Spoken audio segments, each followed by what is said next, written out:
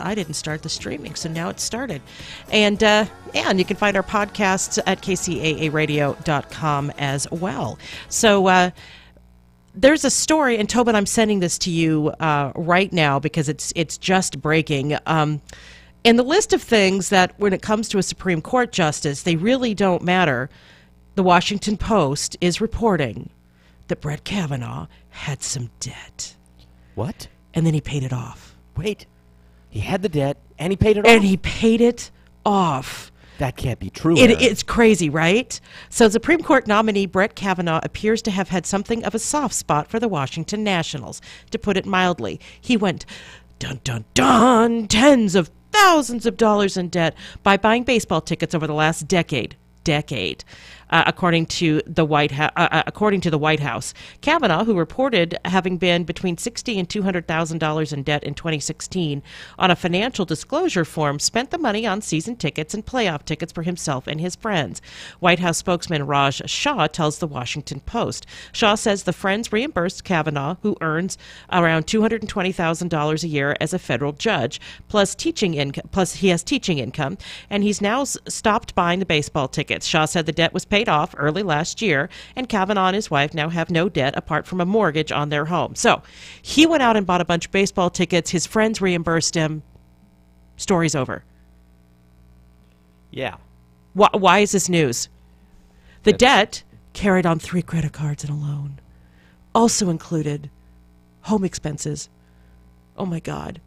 The White House says, according to the disclosure form, Kavanaugh currently has a total of 2 investments with combined worth of less than $65,000, which would make him among the poorest judges on the court. The disclosure does not, however, include equity on his Maryland home and a retirement account balance of $500,000, which add up to another $1 million. So I know why they look into their finances, right? You don't want a judge who's financially compromised, who has people who can use his financial distress as a way to pressure him, and so this is why they look into it. But all the stuff that you just listed is pretty benign. It's kind of normal stuff. Maybe there were points on that credit card, and he told all his friends, look, I'll buy them all, you just pay me back, which sounds like a pretty regular thing that happens among friends. Yeah. Like, you pick up dinner this time, and I'll pick it up next time, or, whatever. Yeah. So I don't understand. This guy is so clean. This is what it tells me. This guy is so squeaky clean that they can find literally nothing on him, and they're going to have to. All they have left to do is make mountains out of molehills. Now, hold on now. I'm going to jump into my mind-reading machine here, because I think I know where this investigation's going, Aaron. Mm-hmm. Where? They're going to suggest that Kavanaugh used his position as a judge. This is why he bought the tickets, right? He used his position as judge to get preferential treatment to get those tickets, right? And they're going to suggest that shows that he's corrupt. No, it doesn't. No, it doesn't. It doesn't. It shows that he likes baseball. Because he probably knew someone who knew that he was a judge, and they were trying to be like, oh, I'm going to get in with the judge. Was he, as a district court judge, or D.C. Court of Appeals judge, I think that's what he was at the time, did he know people in power? Of course he did. Did he have connections? Yeah. But as anybody in any city will tell you, everybody's got connections somewhere. Yeah. Well, and D.C.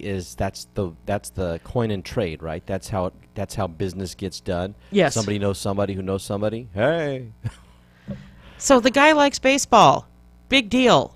I just this so irritates me. The second he was, and actually it had to have started before the nomination announcement was made, because the very, very second that he was nominated, he was being billed as the Antichrist by leftists. No. Hold on. Before they had even nominated anybody, they had signs and talking points made up for all of the finalists. They were ready to demonize anyone, no matter who Trump picked. They were ready to go. It didn't have to. You know what I mean? Yeah. And so we talked about this the other day, that there's a strategy here, right? So right now what we're getting is all the little lowball, the little small things that they're just trying to create an image, right? And then they're going to fabricate and create drama, right? Because their goal is to come up with something that sticks, right? And you're seeing them kind of throw out a bunch of different stuff right now. They're throwing the spaghetti against the wall. And they're going to try to find something that sticks that they can grow and develop, and they want to time it so that they're able to gum up the works, later in the process before this guy gets confirmed, so that then Trump has to go back and start the whole process over again, renominate someone else, because their only way of having any hope, the only sliver of hope that the Democrats have, is to stall this until after the elections in November and when the new senators get seated, right? Yeah. So they've got to stall this thing for like 6 or 7 months, and I don't think they're going to be successful at that. But that's their goal, right? Their goal is to stall, stall, stall, and so they're just looking for anything they can, grasping for straws. This guy is going to be vetted more thoroughly. He's going to be borked. Yeah, and I say vetted. That is not even the right word. You're right, borked. That they're going to go at him in the most insidious ways, and dig and create and whatever they have to do to try to find something on this guy, even if it's not true. They will lie on him to try to get him out. Well, and I'm looking at the comments on this particular article, and this is what this idiot writes. Obviously, the reason he's been involved in almost every major Republican legal investigation in the past decade is because he's been bribing people with sports tickets. He ran up a huge debt doing it, and now his ship has come in. He magically paid off all the debt at the same time. He gave a loyalty oath in a private meeting to Trump. This is not rocket science. Give me a break. Yeah. Magically played. Okay. It's just ridiculous. Now, yes, he was involved in the Ken Starr. Yeah. But it was the man's job. Not everybody involved in politics is a political operative. Yeah. So here's a question, and that comment that you just read leads to one of the most obvious questions that you're going to see at the hearing. Somebody is going to ask him, did President Trump make you take a loyalty oath? Did you pledge loyalty to Trump? Did you make an agreement that you would knock down the Mueller investigation? He doesn't. First of all, he doesn't have the power to do that. No. But if something from the Mueller investigation was to come before the court, and this is one of the arguments, right? Is that they're saying that the reason Trump picked this guy is so that this guy will protect him if the Mueller investigation goes sideways and Trump somehow ends up. Tell me, Tobin. I know we're not attorneys. Yeah. But how in the world? First of all, he can do nothing about impeachment in the House and conviction in the Senate, right? Yes, it wouldn't be about impeachment. It's about criminal charges. Right. No. I'm just setting that aside. Yeah. So the next thing is, can the court define what the law is about, who can be prosecuted and when? And I say this because on the Supreme Court, they're not supposed to make the law. They're supposed to interpret the law. Yes. Well, and Trump's attorneys have been saying for some time that a sitting president is essentially immune from prosecution, that's their interpretation of the law. And so if Trump gets charged with something, it's pretty clear that they're going to try to take this all the way to the Supreme Court to get that adjudicated, to get that ruling to say whether or not their interpretation is correct. And so some people are saying that the reason he picked Kavanaugh is that Kavanaugh is going to, has made some deal. So I don't think that fits with Kavanaugh's history. I don't think it does either. At all. But the question's going to be asked. Somebody's going to ask that question. Yes, right? I'm certain of it. And he's gonna answer, and they're not gonna like the answer. And just like Chuck Schumer did with has been talking about his personal feelings about Roe v. Wade. And they're going to ask him and ask him and ask him, and he's going to answer. They're not going to like the answer, so they're going to ask him again, and it's going to just to grandstand in front of the cameras. Yeah. So it was about Roe v. Wade. He said, "I'm going to look at precedent." This is for the district court when he was being confirmed for the D.C. Court of Appeals, and he said, "I'm going to follow the law, et cetera. It's precedent, et cetera." And Schumer kept saying, well, what is your personal view? What is your personal view? What is your personal view? And essentially, Schumer, it's none of your damn business. Yeah. He said he would follow the law. That is his personal view. Yeah. Amen. So, essentially, they know he's Catholic. They know he's a devout Catholic. And, I'm sure they're saying he's going to, this is the hysteria. Millions of women are going to die. Really? Yeah. Millions of women are going to die? Isn't that a little hyperbolic? Yes. There's another show on this station that's very left-leaning, and their people were yelling on the radio yesterday about essentially how the American experiment is over, that we're going into martial law. I mean, like Alex Jones level of crazy. Yes. So I get a little frustrated when people go off on the court like that, because they're completely ignorant of history, right? That there is no sort of guarantee. Once these guys get in, this is why we put them in for life, right? Is there's no guarantee that a judge is going to end up ruling the way that you think that they're going to rule. We've got plenty of examples to show that. Again, I said this the other day. It's the Roberts Court that affirmed Obamacare. Yes. Right? The conservative court said, yes, Obamacare is legal. Right? Yeah, it was a thin majority, but it went the way that Obama thought it would go. Right? It was a conservative court that made gay marriage the law of the land, not just state by state, but the whole nation now is open for gay marriage. Why? Because the conservative court ruled that that's the way it should go. So all this hyperbole about, these conservatives are going to destroy the country doesn't sit true to me when you look at, I just gave you 2 recent rulings. We can go back and look at a whole bunch more. But the court often doesn't match up with what you think it's going to do. Well, and let's talk about the definition of conservative when it comes to the court. Yeah. What conservative means in court parlance is that they look at existing law. Mm-hmm. They look at the Constitution, which is existing law, which is the supreme law of the land, and they interpret the law as it was written. And they interpret the cases in front of them as they're presented. Yes. And you've seen that from this particular court, where they answer the question they were asked. Yes. That's what it means to be conservative.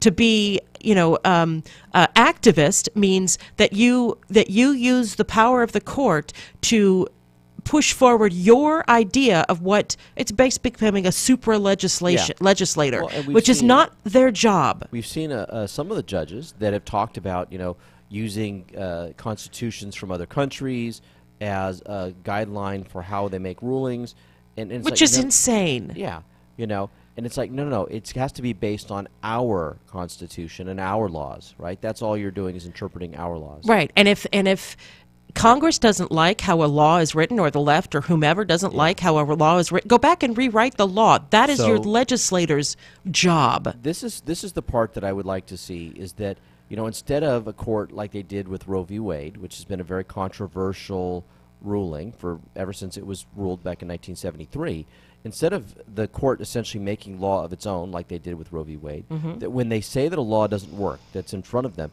the right thing for them to do is to send it back to Congress. Exactly. They should say, this law is unconstitutional. Congress, here's what you need to do to make a constitutional law. Go for it. Right. And they don't create this kind of precedent that essentially creates a brand new law, a super law that cannot be changed or overturned except by, a constitutional amendment, because that's what happens when the Supreme Court does that. Right. They're creating a law that is essentially unchangeable, different from our other laws. Right. And that is wrong. That is wrong. So if they have a problem, they should simply send it back to Congress and let Congress do their job. And that's what conservative judges typically do. Now, because I'm not convinced, that Roe would fall with this particular with this if Kavanaugh were confirmed. I'm not convinced that it would, because there's nothing in his body of work that leads me to believe that Roe would fall.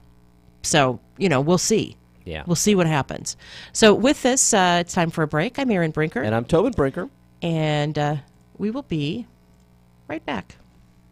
KCAA Loma Linda, 1050 AM, K292FQ Riverside, and K293CF Moreno Valley. NBC News Radio, I'm Lisa Carter.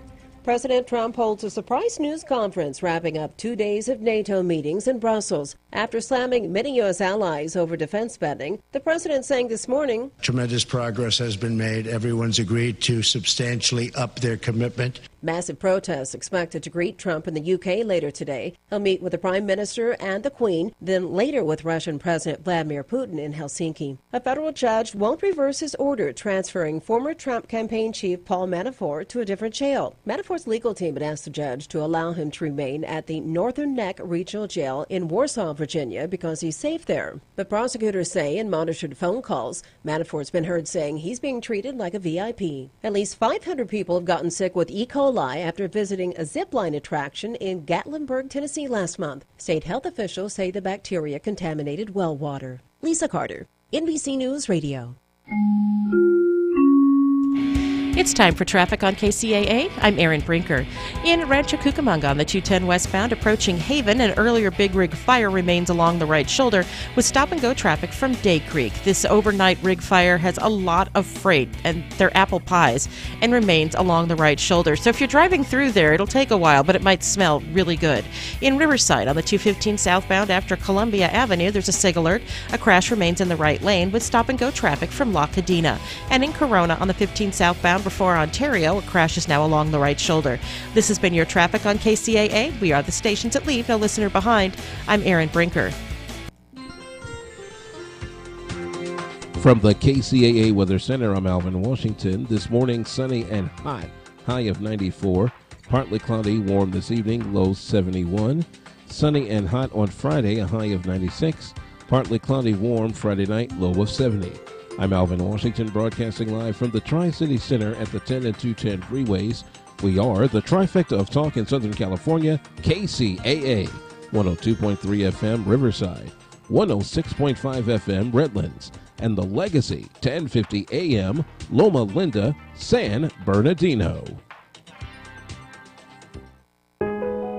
Are you or a loved one suffering from an addiction? If so, help is available. Many people are getting help from a recovery center called Sheer Recovery. You can call Sheer Recovery now at 888-SHEER-51. That's 888-743-3751. If you have insurance, your treatment may be covered at little to no cost. Most importantly, you can't lose your job because you decide to get help. Sheer Recovery is staffed with professionals who understand addictions and how to treat addictions. They understand what an addicted person goes through every day. So if you or a loved one are suffering from an addiction, it's time to call Sheer Recovery at 888-SHEER-51. That's 888-743-3751. A better life begins with Sheer Recovery. Call 888-743-3751 or go online at www.sheerrecovery.com.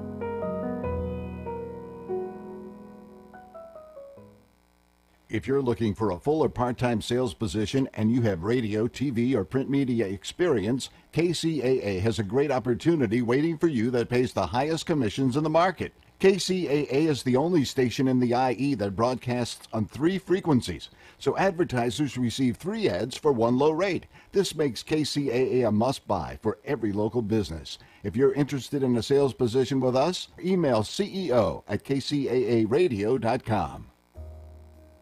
Are you having trouble sleeping? Are you always tired and worn out? Is it affecting your work and personal life? Well, South Pacific Sleep Lab can help you out. South Pacific Sleep Lab provides a personal study of your sleep patterns. With their trained specialists, they will diagnose your sleep habits and will give you a prognosis for getting a great relaxing night of sleep. South Pacific Sleep Lab has locations throughout Southern California, including Fontana, and will provide transportation to any of their locations at no cost to you. To find out more, give them a call at 844-SAD-5050. That's 844-SAD-5050. South Pacific Sleep Lab. Start resting easy and sleeping sound today. We can't be everything to everyone, or can we? The station that leaves no listener behind, KCAA.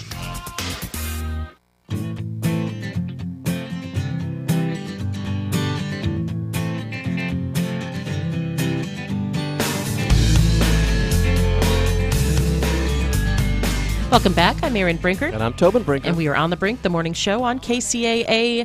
Again, as always, so glad to have you with us this morning, and remind everybody all the ways you can listen to us. I don't know if you've checked out our FM dial, our FM signals. We're on 102.3 and 106.5. 102.3 can be heard in Riverside County, 106.5. It's through the San Gorgonio Pass and through the Redlands area, and of course 1050 is throughout the Inland Empire. You can listen to us on using the TuneIn app on iHeart.com. You go to search for the On the Brink KCAA, and you will definitely find us. I'm Erin Hunt Brinker on Facebook. Tobin is Tobin Brinker on Facebook. Keeping it simple. Keeping it simple. All right. So, well, it's simple. It makes sense for me to have Erin Hunt Brinker because Hunt, of course, is my maiden name, and I wanted people in 2007 when I started on Facebook. I wanted people to be able to find me. That's right. That's right. And it worked. So people did find me. Yes. All right. So there's an article in the San Bernardino Sun that says 36% of Inland Empire families are struggling to stay afloat. Yeah. Now, this report actually comes from the United Ways of California, and it's interesting how they break this down. They've got a measurement that they call the real cost measure, RCM, and it's a budget model that calculates the estimated basic needs cost for families of varying sizes, and then compares the level of income needed to needed to fully support a household in that community. So they're looking at housing, food, healthcare, transportation, childcare, taxes, and miscellaneous costs. And for the whole state, it's 33%, but it's actually that are below that level that don't have enough income to meet their basic costs of living. But in the Inland Empire, it's even worse, Aaron. Yes, 36%, and yeah. Which is, especially when you consider housing. I mean, that if you talk about what's most unaffordable about the state of California, housing is the top of that list. Yes. In the Inland Empire, so the report shows that 36% of families are struggling to make ends meet, slightly higher than the state average. A total of 369,301 households in the region live below the RCM, according to the research. More specifically, more than 55% of families with children under age 6 struggle financially, and more than 70% of single mothers fall below the RCM.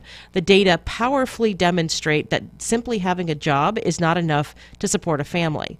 According to the study, a family of 4 in the Inland Empire would need to hold 2 to 3 full-time minimum wage jobs to achieve economic security. So one big part of the problem here that they've just described is on the income side. So out here in the Inland Empire, we don't have as many high-paying jobs, right?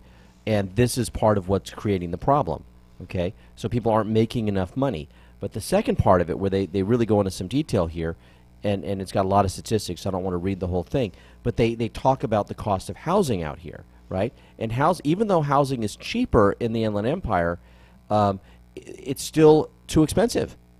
There's not enough housing, and what is available is too expensive for folks, and that's why people are falling below the level. So housing is sort of the number one driver, and I'm worried. I'm just going to speak from my heart here. I'm worried that we're about to see a whole bunch of inflation because of the tariffs and some other things that are going on, and that you're going to see a whole bunch of other costs that are going to go shooting up, and we're going to see a bunch more people dropping below that line. I wouldn't be surprised. Yeah. I think that I think that the housing crisis has certainly contributed to homelessness in this state. Yes, it has. But I also think that our very handsome social safety net also contributes to homelessness. I think people come in from elsewhere because it's warm. The weather's generally pretty good. Certainly better than New York, or other places. And we have nice benefits here. Yeah, I mean, if you're going to be homeless, wouldn't you rather be homeless on the beach than homeless somewhere else? Yeah.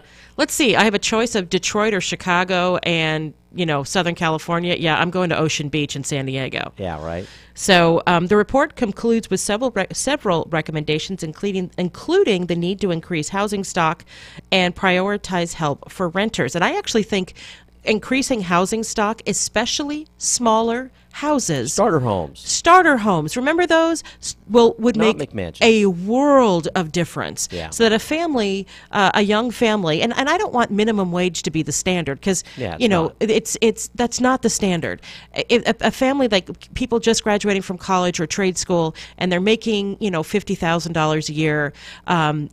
Right now they couldn't afford to buy a home, which is ridiculous, right? Yeah. So if we had smaller homes available or greatly improved older home housing stock, then they could find themselves buying a home and find themselves into a lot, starting the American dream, starting on that path. But right now, it's so expensive to build homes in this state that the only thing that makes sense for developers is to build these McMansions. Yeah, well, and it's because they've added on all kinds of new things that you have to do. A lot of it is associated with this green technology. Like I think a lot of the new houses now, they're going to have solar on the roof. That adds costs. Or because we live in a place where there's lots of earthquakes, and so there's higher building standards, and that adds costs. And there's just a whole bunch of things. Well, and there might be a Deli Sands flower-loving fruit fly. Right? You can't build there. You can't build there. So, with that, it's time for another break. I'm Erin Brinker. And I'm Tobin Brinker. And we will be right back. Introducing Simply Light. Can you hear that? That's the sweet sound of less sugar and fewer calories. We want to make sure you hear it's less sugar and fewer calories because it tastes so good. This is Scientific American's 60-Second Science. I'm Christopher Intagliata.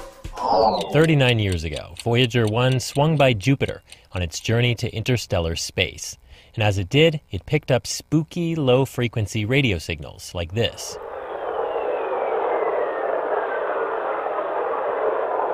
The whistlers, as they're known, were radio broadcasts from unusual natural antennas, lightning bolts, which act like radio transmitters with current moving through a channel. Along with photos of the dark side of the planet, the whistlers confirmed the existence of lightning on Jupiter. But the limited observations made it hard to pin down where electrical storms gathered, and the bolts were thought to be rare compared to Earth. Now the Juno spacecraft has detected the first high-frequency radio signals and 1,600 new whistlers, which together suggest lightning on Jupiter is much more common than scientists thought, and a lot more similar to Earth lightning too. The discharges also appear to be between clouds containing liquid water and others containing water ice, the same kind of conditions for cloud-to-cloud lightning here on Earth. The findings appear in the journals Nature and Nature Astronomy. There is one twist to this Jovian weather story, though. Jupiter's lightning storms congregate near the planet's poles, not its equator. That's the opposite of Earth, and a detail that makes this familiar phenomenon still seem a bit otherworldly. Thanks for listening. For Scientific American's 60-Second Science, I'm Christopher Intagliata.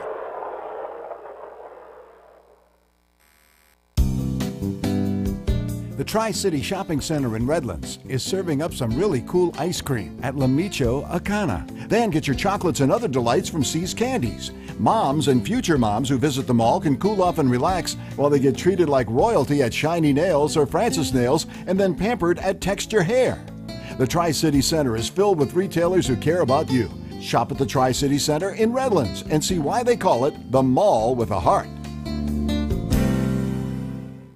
When Michelle lost her job, her home, and her children because of her addiction, she was desperate to make a change. She felt hopeless. Then she discovered Cedar House Life Change Center in Bloomington. Their staff showed Michelle how to live drug-free and be the mother she always knew she could be. You know what it feels like to be trapped in your addiction? Too many people in our community feel that way every day. That's why Cedar House is here to help with a range of residential and outpatient care. To support the mission of recovery, visit cedarhouse.org, where they say, "Come grow with us."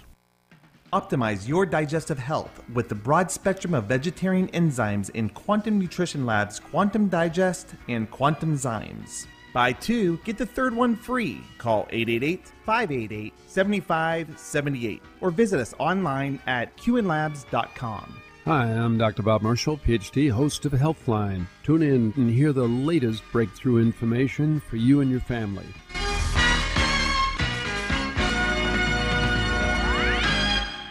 Broadcasting more local radio programs than any other station in California. We are KCAA.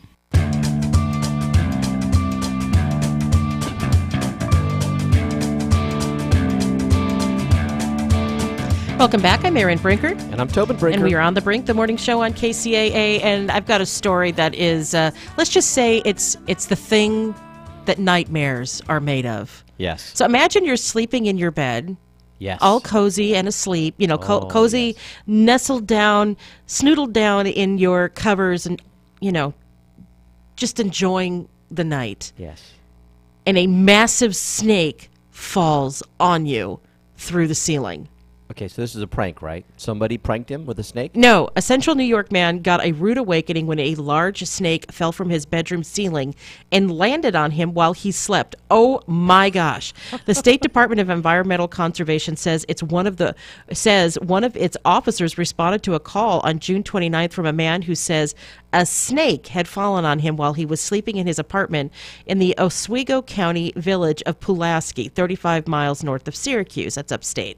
DEC officials say the officer determined a 6-foot-long red-tailed boa constrictor had escaped its enclosure in an apartment, and the agency says the snake fell from the ceiling of the downstairs apartment, where it landed on a man sleeping in his bed. The man wasn't injured. The snake, which is legal to possess in New York, was reunited with its owner.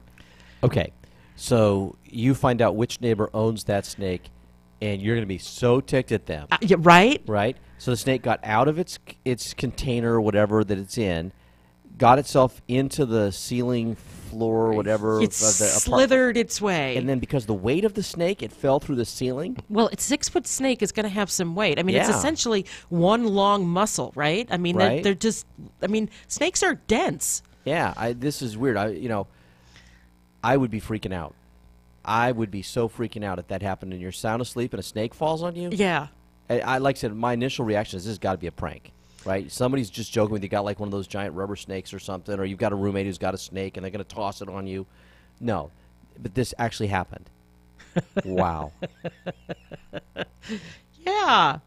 All right, so another snaky story, sort of. A troll goes after Meghan McCain's breast size. I saw this. These people are so bizarre, and who they decide to attack and why. Why? Yeah. So when, you don't know if the person's male or female, but Yeah. I've never known of any man to comment that a woman's breasts are too big. Yeah. Unless they're like clownish big. Yes. And Meghan McCain's are not. ABC's The View co-host Meghan McCain hilariously responded to a troll on Tuesday that suggested her breast size was too big. A Twitter account commented on a Mediaite tweet that linked to an article that showed how the other co-hosts on The View responded to President Donald Trump's nomination of Brett Kavanaugh to the Supreme Court. So it looks like it was a woman who made the tweet. Meghan McCain needs breast reduction surgery. Goodness. This is what Meghan responded. My husband ain't complaining. Right. Good for her. Good for her. Regarding Trump's announcement, McCain said on The View on Tuesday, there were people with signs that say we hate blank. The left does themselves a disservice when they don't even know who it's going to be yet. Yeah. And that was your point. Yeah, that there's just sort of random outrage before they even know the name, and it's just because they hate Trump so much that they just has to be, whoever he nominates just has to be, the devil incarnate because it's Trump. And that just is ridiculous. And I like the way she responded. My husband ain't complaining. Good for her. So I do have, we haven't talked too much about what's going on in NATO, and we will when the dust settles, because the one thing about Trump is that he likes to make a lot of noise. Yeah. But what ends up at the other end is not necessarily what you think it's going to end up, right? And so I don't want to speculate too early on how things will change, because he's certainly making a splash over there. So much so that in Great Britain they're having to hire extra security to protect him because they really don't like him there. Well, and you've probably seen at least the left doesn't. You've probably seen the stories of the baby Trump blimp that's going to fly over London. Yes. Yeah. He's really messing with these other countries' politics, because all of these leaders are now having to sort of respond, and because their people don't like Trump, it's causing them to dig in their heels. You know, and Trump's MO is that he has the tough talk, he does all this, and it's all designed to bring people to the table so that he can then negotiate a quote-unquote better deal for America. Right. Well, if it's viewed that these people are sort of being forced to make a better deal for America, that costs them votes at home, right? And so they're more likely to say, well, I can't give in to this or it'll screw me up at home. And they look at how our system works, right? We elect a president every 4 years, and they think, I'll wait this guy out. Yeah. Well, wouldn't you? Yeah, I can't give in to this guy. So I don't think that Trump's strategy is going to work out quite as well as he thinks it is, because he's causing them to lose face politically. You know, he's got to create the win-win situation for people, and he's not doing that. So the thing that strikes me, and we talked about this even initially when he first started rattling a saber about NATO, when he's trying to make people believe that he wasn't colluding with Russia, going after NATO at the same time doesn't make much sense. The optics of that are wrong. Because if you're, for our listeners, if they remember, the reason why the North Atlantic Treaty Organization was created was to push back on the threat from the USSR. Now, the USSR is a different country than Russia, the different boundaries and all of that, but it's still ruled from the Kremlin, and Putin was a KGB guy. So, it's to say that it's completely different is not really accurate. Yeah, in his initial attack against Angela Merkel, essentially saying that she's, owing herself or whatever to, or putting Germany in the debt of Russia by getting their oil deal with Russia, it's basically saying, you've got deeper problems with Russia than I do. Yeah, but it's a deflection. It's a deflection, because here's the thing. You know what it is in Germany in fall, moving into indefinitely in winter? Cold. It's cold. Yeah. And do you know they use oil to heat their homes? Yeah. And so what does Russia sell to them every year, not just this year? Yeah. Oil to heat their homes, because it's the kind of cold, especially in northern Germany, where people die if they don't have heat. Yeah. So, it's not like it's not like they live in Southern California. And here's a funny thing too, right? He's saying they're dependent on Russia because they're supporting a pipeline from Russia to make it easier to get oil. Well, what was one of the things that Trump was running on? A pipeline from where? From Alaska. From Canada. Oh, from Canada. From Canada. Oh, that's right. It was from Canada. I mean, so there's some real irony here. Oh, we need to get oil from Canada, but you shouldn't get oil from Russia. Yeah, you get oil from where the oil is, Exactly. and having a pipeline makes sense as long as they can make it environmentally sound. Yeah, and you try to get as cheap a deal as you can so that you don't have to. You don't want to overpay for stuff, and so that's what this is all about. I don't know. His whole thing is just, it kind of drives me a little crazy. The goal is not to end your administration with absolutely no allies, and he seems to have forgotten that. We need our friends. This isn't how to be the best businessman on the block. This is diplomacy, and his foreign policy approach is really not my favorite. I don't think that, I know that he took a victory lap after he signed the North Korea, that they made the agreements in North Korea, but I think North Korea is going to continue to do what North Korea has always done. They say, oh, sure, we'll do whatever you want, and by the way, they don't. Yeah. So, with that, we're at the end of our show for today. I'm Erin Brinker. And I'm Tobin Brinker. And we are On the Brink, the morning show on KCAA. Have a great day, everyone.